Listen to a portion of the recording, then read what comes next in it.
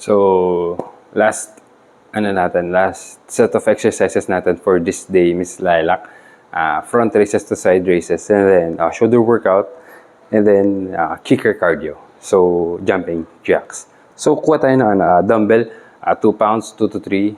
That will do the work. Tapos, shoulders back. Pakita ko pa.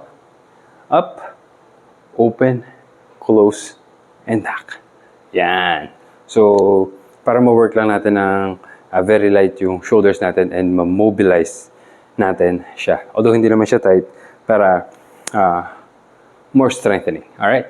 So, form natin, really slide shoulders down. Hindi aangat yung shoulders. Hindi aangat yung balikat all throughout the workout. Alright? So, slide down, up, open, close, and down. Again, check. Kailangan natin light lang po. Up, open, close, and down. Again. Rest natin dito sa thighs. Harap ng legs.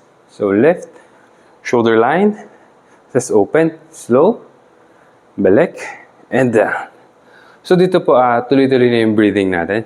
So, inhale, exhale, inhale, exhale. Again, inhale, exhale, inhale, exhale. Just 10 repetitions. And then, switch tayo. Quick breather. Switch tayo sa jumping jacks. Ngayon, tap natin yung floor sa pagtalon. 10 repetitions lang. Tap, tayo, up. Okay po. So, sa pagtalon natin, make sure dahan-dahan yung pag-land natin para controlled pa rin yung movement. Mas nahirap siya. Alright? So, hindi yung nag-slam na gano'n. Okay? So, keep it quiet. Alright. So, 10 repetitions and then 4 to 5 sets. That's your last set of exercise for day 2 and day 6. Day 4. Day 5. Okay ba?